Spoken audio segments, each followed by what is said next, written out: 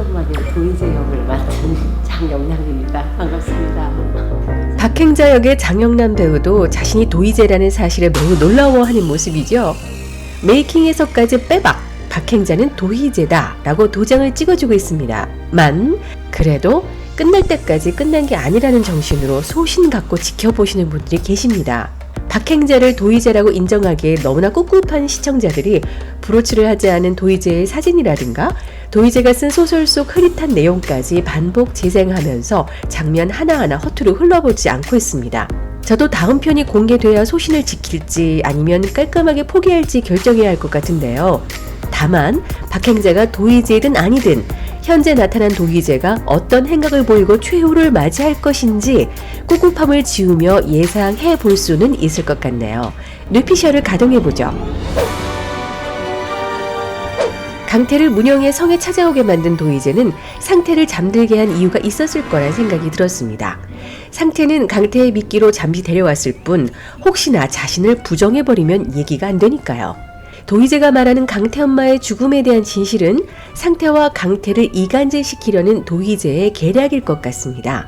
강태 엄마가 숨이 붙어 있었음에도 상태가 도망갔다거나 상태가 어떤 이유에서든 엄마의 죽음과 연관이 돼 있다는 식으로 분열을 일으키려는 시도를 할 것 같습니다. 게다가 엄마를 폐기 대상 물건처럼 취급하는 말에 몸을 가누지 못할 정도로 분노한 강태는 고대환이 그랬던 것처럼 도희재를 괴물이라고 부르며 도희재의 목을 조를 것 같습니다. 강태를 구하기 위해 맨발로 달려온 문영이는 그런 강태를 보고 충격을 받아 말렸을 것이고 대신 문영이가 펜촉으로 도희재를 찌르려고 하는 순간 다시 강태가 펜을 막아 손을 다친 게 아닌가 싶네요. 그러는 사이 도희재는 달아나고 상태는 깨어나 그날의 일은 일단락이 되겠죠. 그러나 상태가 충격을 받을까봐 주변에서는 끝까지 모르게 놔둘 것 같습니다. 사랑하니까 보내준다는 말을 엿같이 생각했던 문영이는 이젠 도희재가 구하러 오는 왕자는 다 죽여버리겠다고 했던 말이 허튼 말이 아님을 깨닫고 강태를 놓아주려 합니다. 하지만 도희재가 꿈꾸는 엿같은 엔딩을 막기 위해 문영이 곁을 떠나지 않는 강태는 도희재의 모략에 절대 흔들리지 않으며 상태 형과 문영이를 지키겠다는 다짐을 하겠죠. 문영이는 다른 사람 다치지 않게 자신을 직접 찾아오게끔 도희재에게 서쪽 마녀의 살인 완결편을 미끼로 던집니다. 어엿한 작가인 문영이가 결말을 180도로 바꿔놓는 건 일도 아니겠죠. 발간되기 전 지하실 서랍에 보란듯이 둘 것 같습니다. 결말을 본 도희재는 차오르는 분노에 빨간 줄을 치며 펜을 꾹꾹 누르죠. 여기서 보이는 빨간 펜은 도희재가 박옥란에게 지시할 때 쪽지에 썼던 펜이죠. 집 앞에 놓고 간 소나기 책 마지막 장에 쓴 빨간 글씨 역시 도희재가 썼던 펜인 걸 짐작할 수 있습니다.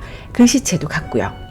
결국 도희재가 흔적을 남긴 걸 보고 어떻게 이 집에 들어올 수 있었는지 알게 되고 도희재를 잡을 수 있는 방법을 모색하게 될 겁니다.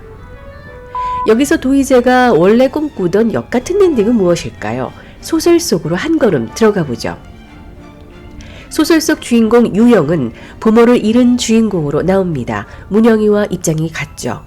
주인공 유영은 연쇄살인 현장에 남겨진 쪽지 사진을 놓고 뇌가 없고 불을 무서워하는 오제마법사 허수아비의 대화에서 살인마의 살인수설을 파악합니다. 이것은 마치 토막사체 유기와 방화를 연상케 하죠. 그리고 유영이 20년 전에 받은 쪽지는 대화 순서상 네 번째에 오는 걸로 보면 과거 부모의 살인사건과 현재 벌어지는 연쇄살인이 연결된 것이라고 할 수 있습니다. 이런 살인마의 행각을 파던 유영이 오히려 완벽한 살인마에게 전이 되는 스톡홀름 증후군에 빠져 살인마와 함께 완벽한 범죄를 저지른다는 것이 본래 도희재의 결말이 아니었을까 추측해 봅니다. 그런 결말을 문영이는 확 바꿔놓겠죠. 살인마를 잡고 과거를 깨끗이 청산하며 새로운 인생을 꿈꾸는 주인공으로 말이죠. 어쩌면 문영이가 쓴 동화책 목마를 탄 소녀는 그런 미래를 꿈꾸는 소녀를 미리 그려놓았던 건 아닐까요? 위태롭게 겨우 지탱하며 서있던 한 소녀가 구원자의 목마를 타게 되고 다른 높이에서 세상을 새롭게 바라본다는 왠지 그런 내용이 들어있을 것 같습니다. 다른 건 몰라도 이 드라마의 기획 의도대로 서로의 결핍을 채워주고 온기를 나누는 행복한 결말이라는 걸 의심할 사람은 없을 것 같습니다. 강태, 상태, 문영이 셋이서 캠핑카를 타고 여행을 떠나거나 강태가 전문 간호사가 되기 위해 바라던 학교에 다니는 꿈을 이룰 수도 있겠죠. 그러려면 처리해야 할 사람, 도희재의 최후가 깔끔해야 합니다. 실패작은 폐기 처분해야 한다는 지론대로 도희재가 자신의 실패를 인정하고 스스로 목숨을 버리는 일을 하거나 사고로 비참한 최후를 맞게 된다면 문영이에게 큰 트라우마로 자리 잡을 것 같습니다. 제가 생각한 도희재의 최후는 법의 심판을 받게 되고 정신장애 판정을 받아 치료 감호소에 보내지거나 보호관찰, 치료 명령이 떨어지는 건데요. 환자복을 입지 않은 환자들이 세상에 더 많다는 간피론 황자의 말처럼 진짜 환자복을 입게 된 도희재가 괜찮은 병원에서 자신이 보호하던 환자들과 같이 치료 수업을 받게 되는 모습이 펼쳐진다면 어떨까 생각해 봤습니다.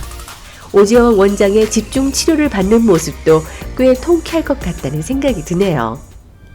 시청자를 작가로 만드는 조금은 유별나지만 괜찮은 드라마 사이코지만 괜찮아 좋으셨다면 구독과 좋아요, 사시사철 공유 부탁드립니다.